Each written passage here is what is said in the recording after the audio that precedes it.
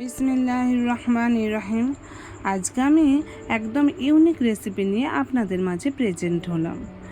চলুন তাহলে রেসিপিটা দেখে নিন। হ্যালো এভরিওয়ান, আসসালামু আলাইকুম গাইজ, কেমন আছেন আপনারা? আলহামদুলিল্লাহ, আমরা ভালো আছি। ছোট বড় সকলকে মন থেকে দোয়া ও ভালোবাসা। চলুন তাহলে রেসিপিটা দেখে নিন। এখানে ফার্স্ট আমি কুকার বসিয়ে দিয়েছিলাম, পরিমাণ মতো তেল দিয়ে গোটা গরম মশলার ফোড়ন দিয়ে এবার আমি পেঁয়াজ কুচিগুলো দিয়ে দিলাম। দেখুন, এটা পেঁয়াজ কুচিটা দেওয়ার পরে আমি খানিকক্ষণ নাড়াচাড়া করে একটু হালকা লাল করে নেব। তারপরে আদা রসুন পেস্ট দিয়ে দেবো। এটাকেও 2-4 বার নাড়াচাড়া করে নেব, ভাজা ভাজা করে নেব। দেখুন, রেসিপিটা যদি ভালো লাগে আপনারা অবশ্যই বাড়িতে ট্রাই করবেন। আর ভিডিওটা যদি ভালো লাগে লাইক কমেন্ট শেয়ার করে পাশে থাকবেন এবং সাবস্ক্রাইব করতে একদম ভুলবেন না। টমেটো কুচি আর কাঁচা লঙ্কা কুচিগুলো দিয়ে দিলাম। 2-4 বার নাড়াচাড়া করে আমি এরপরে মশলা দিয়ে দেবো। আজকে আমি রান্না করছি খাসির পেটি। খুব সুন্দর হয়, টেস্টি হয়। অনেকে তো খাসি খায় না, হয়তো তাদেরকে ভালো লাগবে না, যারা খায় তাদেরকে ভালো লাগে। এটাকে ভালো করে তেল মশলা দিয়ে ভালোভাবে কষিয়ে রান্না করতে হয়। খাসির একটা এমনিতেই গন্ধ লাগে। দেখুন, মশলাগুলো আমি দিয়ে দিলাম পরিমাণ মতো, যা লাগে নর্মালি যা মশলা দেওয়া হয়, হলুদ লঙ্কা ধনে জিরে।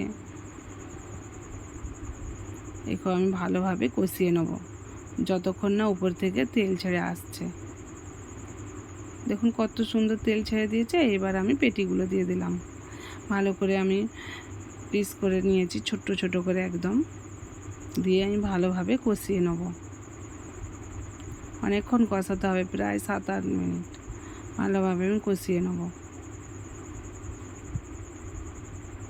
দেখুন, ভালোভাবে কষিয়ে নিয়ে এখানে আমি অল্প পরিমাণে গরম মশলা গুঁড়ো দিলাম। যেহেতু আমার গোটা গরম মশলা দেওয়া আছে, ওই জন্য অল্প পরিমাণে গুঁড়ো দিলাম।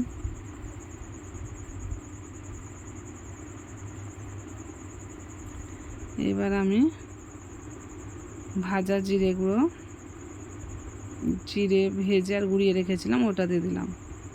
দিয়ে ভালোভাবে কষিয়ে নেব। দেওয়ার পরে আমি পানি দিয়ে দেবো পরিমাণ মতো। দেখুন, পানি দিয়ে দিলাম।